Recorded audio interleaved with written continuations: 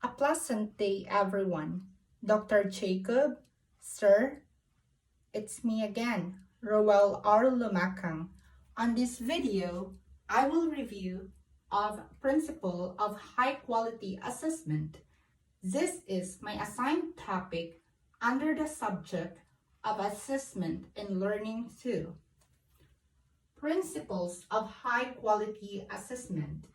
The first principle is clarity of learning targets. Assessment should be clearly stated and specified and centered on what is truly important. Teaching emphasis should parallel teaching emphasis.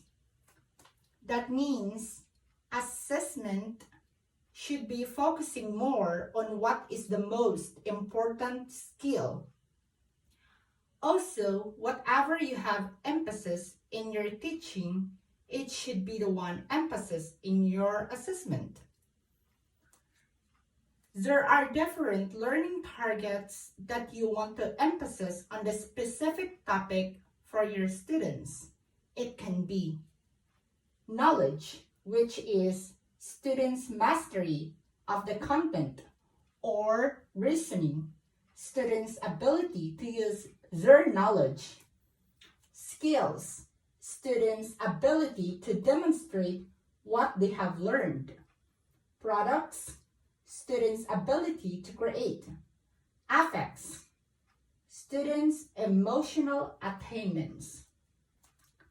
The second principle is appropriateness of assessment methods. Assessment should utilize assessment methods suitable for a particular learning target. If the learning target is to cultivate cognitive domain, the activities must be for cognate level.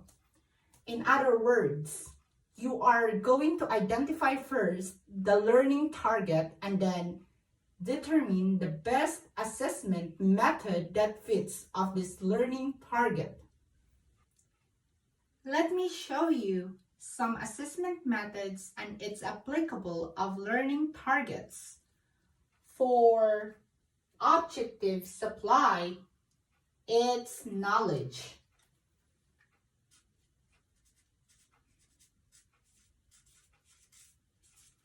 For objective select, that is also knowledge.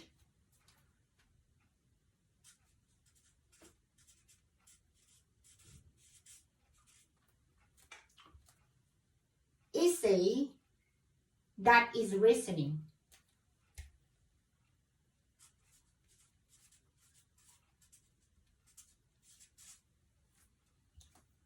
Performance-based, it can be skills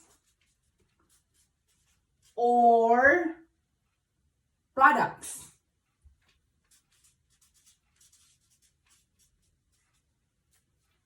Oral question, it can be knowledge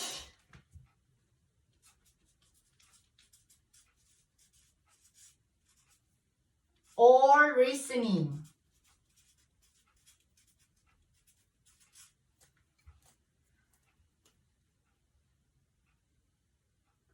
And for observation,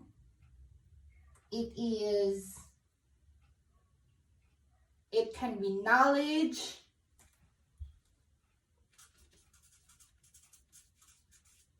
or skills. And self-report, it's affects.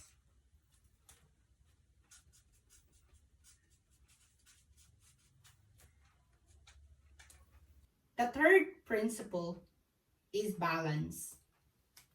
Assessment methods should be able to assess all domains of learning: cognitive, affective, and psychomotor, and hierarchy of objectives. So, let me show you the Bloom's taxonomy. So the knowledge, comprehension, application are the lower order thinking skill. And the analysis, synthesis, evaluation are the higher order of your thinking skill. But it is now revised into this, where remembering, understanding, applying are the lower order thinking skill, and the analyzing, evaluating, creating are the higher order thinking skill. And so the third principle is saying that you have to balance the items for each of these hierarchy. Of course, the higher order thinking skills will take more time to test, as it expected that it will have lesser number of items. The fourth principle is validity. Assessment should accurately measure what it is intended to measure. There are several types of validity that are to be established.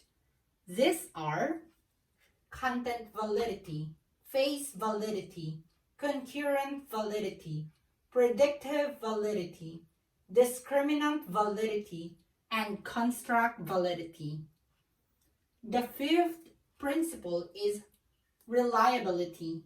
Assessment should show consistent and stable results.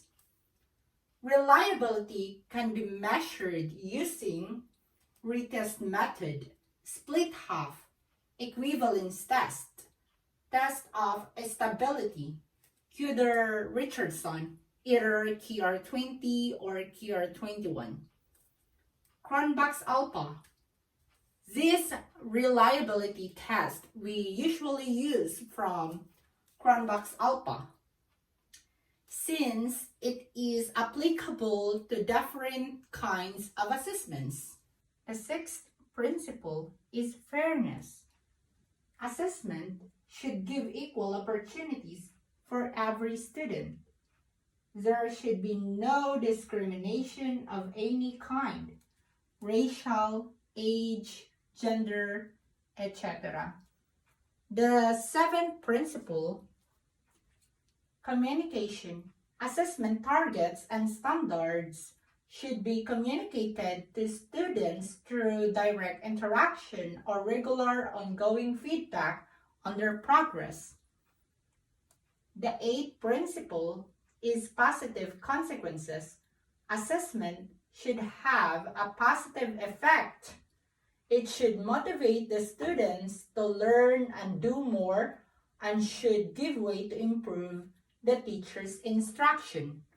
And the ninth principle is authenticity. Assessment should touch real-life situations and should emphasize practicability. And the 10th principle is practicality and efficiency. Assessment should save time, money, etc. In other words, it should be resourceful. And the 11th principle is assessment is a continuous process. Assessment is an integral part of the teacher learning process. It should be dynamic, continuous, and efficient. It seeks the innovative capabilities of students and student progress in learning. In other words, if learning is continuous, so as the assessment. This is because learning is always integrated with the assessment. The 12th principle is ethics. Assessment should not be used to derogate the students. One example of this is the right to confidentiality.